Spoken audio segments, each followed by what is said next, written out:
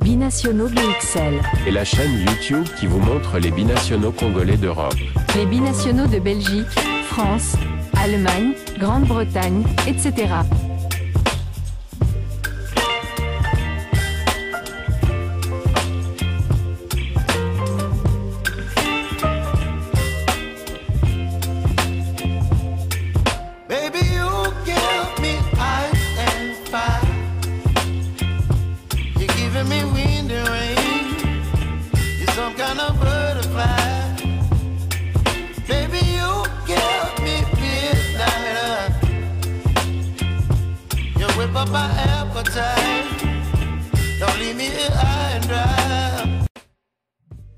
Bonjour à tous, nous allons vous proposer dans ce sujet, le portrait d'un binational bruxellois de naissance, belgo-congolais, il s'agit d'Elliott Matazo. Né le 15 février 2002 à Woluwe-Saint-Lambert, commune de Bruxelles en Belgique, Elliott Matazo est un footballeur belge qui joue au poste de milieu de terrain à l'AS Monaco, club de Ligue 1 française. Elliott Matazo débuta en professionnel avec l'AS Monaco le 27 septembre 2020, lors d'un match de Ligue 1 contre le Racing Club de Strasbourg. Le 23 décembre 2020, il écopa d'un carton rouge direct pour sa première titularisation après 35 minutes de jeu contre l'AS Saint-Étienne pour une faute sur Denis Bouanga, l'international gabonais.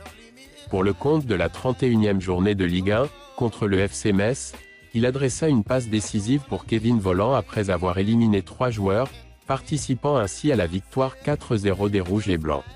Le 9 mai 2021, pour le compte de la 36e journée de Ligue 1, il inscrivit son premier but en Ligue 1 lors d'une victoire 1-0, à l'extérieur contre Reims sur une passe décisive entre les jambes du capitaine rémois, faite par son capitaine Wissam Ben Yedder. Lors de la saison 2022 à 2023, il joua par intermittence, cela étant dû aux performances régulièrement probantes du duo Youssouf Fofana-Mohamed Kamara. À la mi-saison, il avait joué 9 matchs avec les Rouges et Blancs.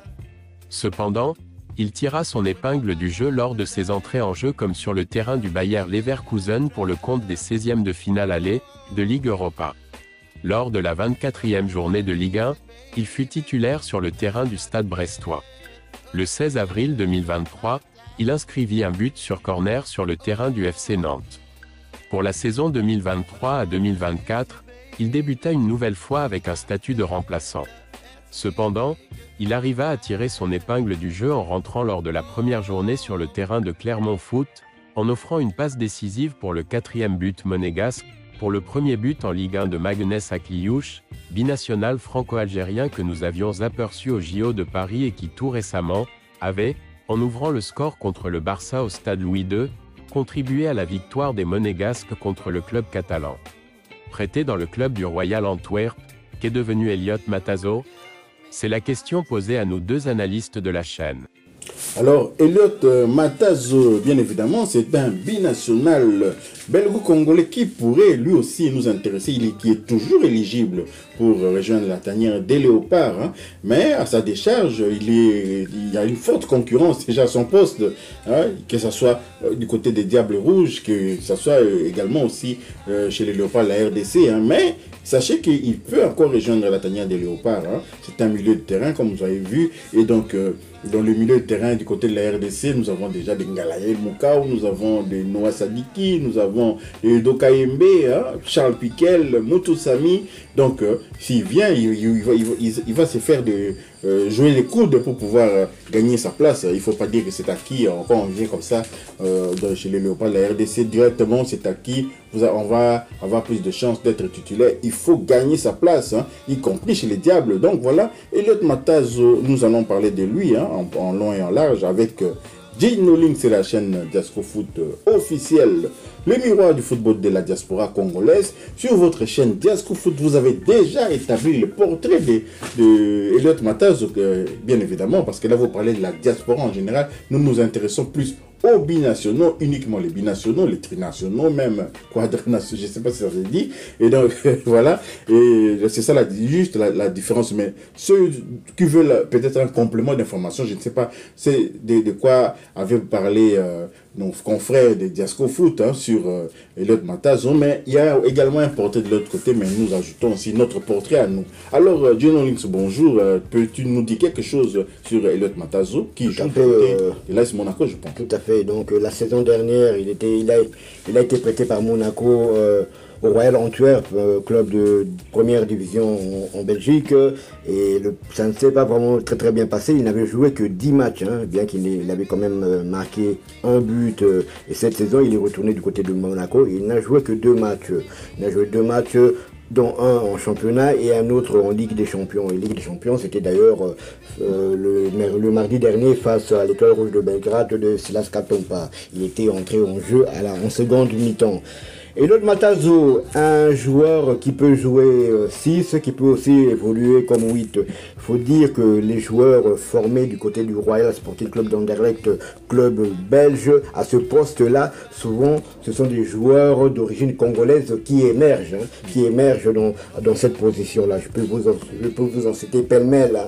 Parler de Yuri Tillemans qui joue en 8, qui était formé du côté d'Anderlecht. Vous avez Aurel Mangala qui joue aussi 8 ou 6 parfois, qui était formé du côté d'Anderlecht. Vous avez Sambi Lokonga, le frère de Paul José Poko, qui évolue en 8, qui a été formé aussi du côté d'Anderlecht. Vous avez la jeune pépite Lavia qui évolue, mais qui était à Manchester City la saison dernière, mais qui cette saison évolue du côté de Chelsea, qui a été formé aussi à Anderlecht. On peut parler encore de notre Noah Sadiki national, qui a été aussi formé à Anderlecht. Donc pratiquement tout ce qui se fait de mieux, comme 6 ou 8 actuellement du côté de la Belgique, la majorité des joueurs ont été formés du côté d'Anderlecht. Mais je peux ajouter encore Bastien. Bastien aussi était du côté d'Anderlecht. Omeonga, vous connaissez Omeonga quand même? Tout à fait.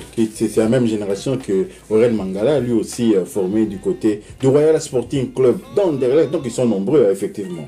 Tout à fait, donc ils ne pourront pas tous évoluer pour les Diables Rouges de Belgique, car déjà là, c'est vrai que pour le moment, l'entraîneur Tedesco appelle souvent Yuri Tillemans, il appelle souvent Aurel Mangala.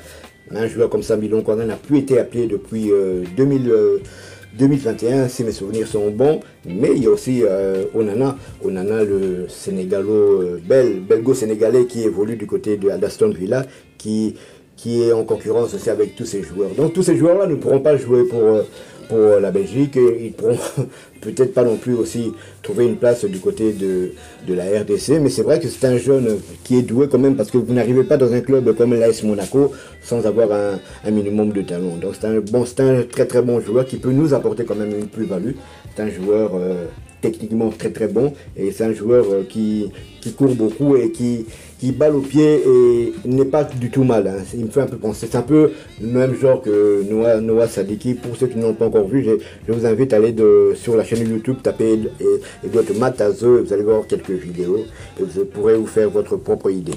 Oui, voilà donc, mais nous sommes un peu surpris parce que d'habitude l'AS Monaco a tendance à prêter ses joueurs du côté du cercle de Bruges. Récemment d'ailleurs, le jeune Paris Brunner, le prodigieux, je crois, ils ont été champions du monde, U17 d'Allemagne, a été prêté justement au cercle de Bruges. Avant lui, il y avait Badiachile, le gardien de but, qui avait été aussi prêté du côté du cercle de Bruges. Il y avait encore Moussaba qui avait été prêté. Et là, Matazo a été prêté à l'Antwerp. Et une autre chose aussi à noter, nos jeunes, quand ils sont prêtés comme ça, ils viennent un peu en traînant les pieds. Ils viennent, ils sont prêtés, ils sont mécontents justement d'être prêtés, au lieu de se donner à fond, contrairement aux joueurs, par exemple, qui d'Angleterre, qui sont prêtés, qui quittent par exemple un autre club qui est partenaire avec l'Union Saint-Gilloise, c'est-à-dire Brighton, qui prête ces joueurs à l'Union Saint-Gilloise, et ces joueurs-là émergent. Et ils font tout pour se mettre en évidence, comme Adingra, l'international ivoirien justement. Il appartenait à Brighton, au moment où il a été prêté à l'Union Saint-Gilloise, et là-bas il s'est donné à fond afin de convaincre Brighton de les récupérer, et c'est ce qui s'est passé bien évidemment. Mais nos joueurs d'origine congolaise, surtout d'origine congolaise, parce que moi je parle que de joueurs d'origine congolaise, ont tendance à traîner les pieds comme ça. Ils viennent juste pour, disons, expédier les affaires courantes afin de retourner après encore dans le club. Et lorsqu'ils retournent dans le club, évidemment, là aussi, peut-être que déjà c'est le même coach, vous n'avez pas convaincu avant, et là, justement, là vous avez été prêté, vous n'avez pas brillé spécialement, et donc on vous met encore dans une voie de garage. Je ne sais pas si vous êtes d'accord avec mon opinion. Oui, c'est un peu ça. C'est vrai que les prêts souvent sont peu fructueux pour certains joueurs, mais bon, bon, c'est vrai que c'est dommage pour lui qu'il n'ait pas pu réussir du côté de l'Antwerp, mais bon, c'est vrai qu'en étant toujours dans une voie de garage du côté de l'AS Monaco, ça réduit aussi ses chances d'être international belge, bien que la Belgique fait le forcing ces dernières semaines, ces derniers mois, pour essayer de garer le maximum de binationaux. Ils l'ont déjà fait avec les binationaux d'origine congolaise qui sont Cyril Ngongue, le fils de l'ancien international congolais Michel Ngongue, et Duranville aussi, qui évolue du côté de Dortmund et qui n'avait pratiquement pas eu de temps de jeu. Donc si ces joueurs ont eu la chance d'être international belge, donc si la Belgique veut garer Matazo, elle le fera. Mais bon, wait and see, comme on dit.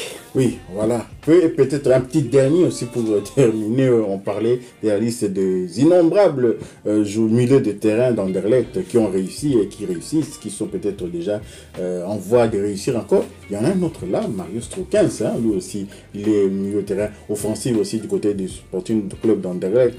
Nous espérons bien évidemment qu'il va lui aussi prendre la bonne décision de rejoindre la tanière des Léopards, hein, afin qu'il puisse apporter quelque chose aux origines, hein, de sa maman plutôt, parce qu'avec un nom pareil de Troukens, je devine bien que c'est le papa qui est européen, d'origine européenne.